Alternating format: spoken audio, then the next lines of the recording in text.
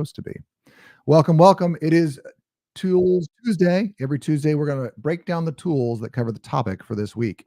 This week, we are talking about vision. Yesterday, we did Mindset Monday.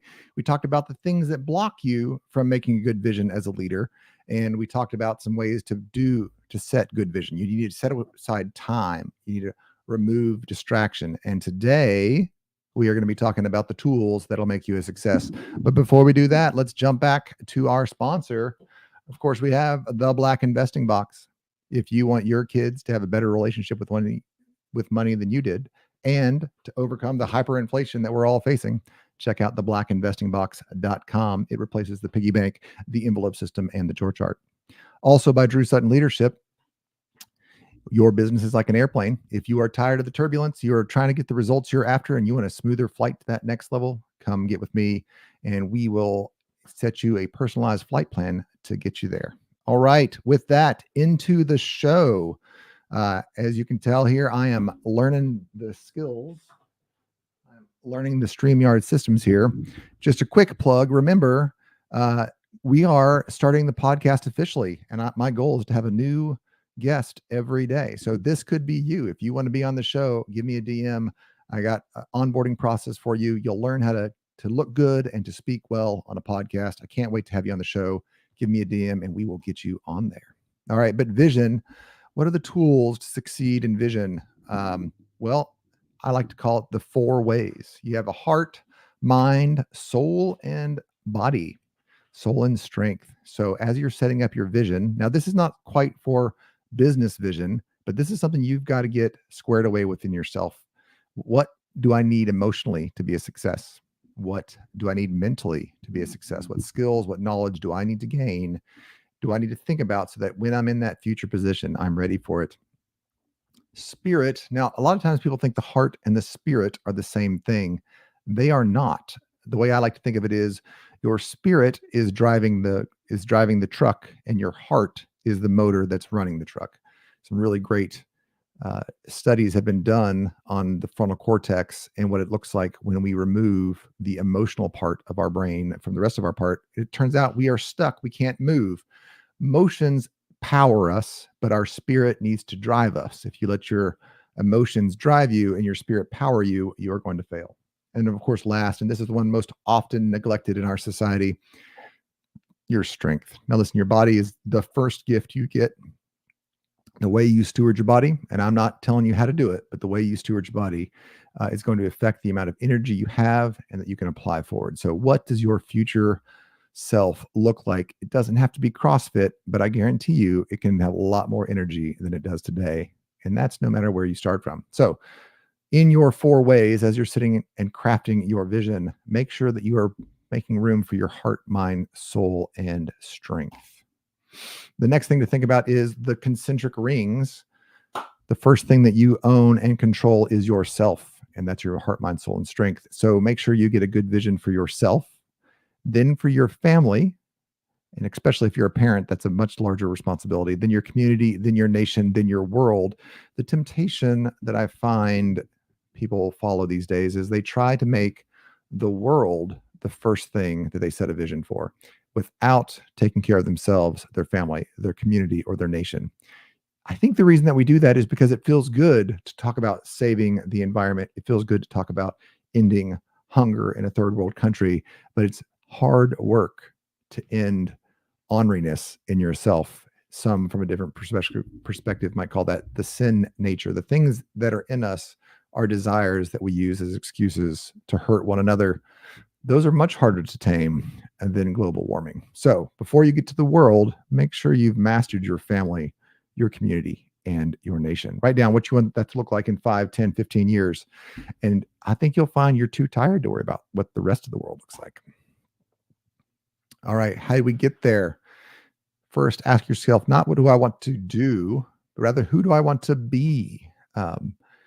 Again, that we're doing concentric rings here. First, master who you want to be. If you want, for instance, if you're at a certain point in life and you're looking for that spouse or that significant other, or if you're in business and you're looking for that partner or that client, or those relationships, don't try to meet the people that you're looking for. Try to be the person they're looking for And you'll be amazed at how fast those relationships materialize in front of you. Second, ask yourself, what do I want to be doing in 3 years, 5 years, 10 years, 6 months? Do you want to be at home? Do you want to be in a corporate job? Do you want to be sales? Do you want to be running a jackhammer? All of these things have equal dignity if you do them with all your heart, mind, soul, and strength. And you get to choose. That's one of the most beautiful aspects of life is it never gets easier. You just get to choose what hard is, right? You get to choose the problems you're trying to solve. If you're a homeless person, you're asking yourself, how do I feed myself? How do I find safety and respect amongst my peers? How do I plan for the future? If you're Bill Gates, same questions, just different topics. I prefer to ask myself what boat I should buy rather than how do I avoid the rising river? All right, next, landscape. Consider where you are and where you want to be. And this goes back to choosing your problems. You can build a house on the top of a hill and worry about tornadoes and lightning strikes, or you can build a house in the valley and worry about mosquitoes. Different problems in different locations, not just physical locations, but emotional and practical locations. If you're starting a software company, go to Palo Alto, right? If you start a software company in Kentucky, that's going to be more difficult. However, you're going to have a better basketball team. It is what it is. Sorry. So consider the landscape you want to live in. That's going to determine your economy and your personality, or the culture of the region that you're in. And then consider the end point. So you have the journey and then you have the end point. If I want to start and stay in Carlisle, Kentucky, there's probably 10,000 people total. The end cash and the number of people I'm going to meet is going to be different than if I go to LA County, Orange County. So once you consider the end, then ask yourself, how do I want to play? And is there enough room in this life that I've been designing for play? What does play look like? And then what do I get to keep at the end of the day? So as you're prepping your vision, consider who you want to be, what you want to do, how do you want to play, and what you want to have. Place that on a map and you'll have a map to your ideal treasure. All right. Finally, and we will close out with this, your vision is dominantly driven by, getting to your end vision is driven by the roles you play and the reputation you develop along the way. Consider Hugh Jackman in Wolverine.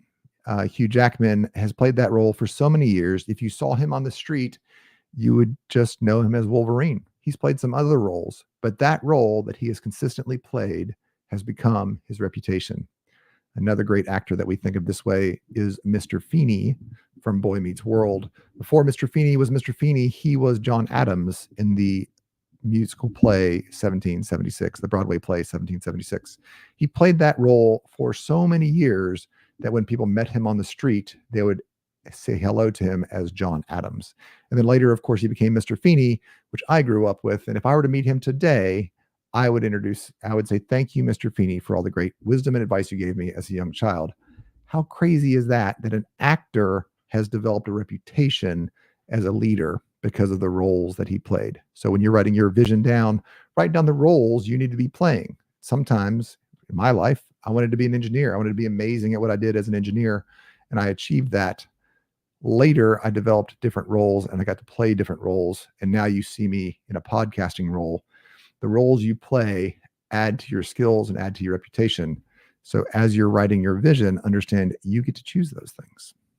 So that is my advice on how that's Tools Tuesday. This is how you set your vision. Start out with your heart, mind, soul, and strength.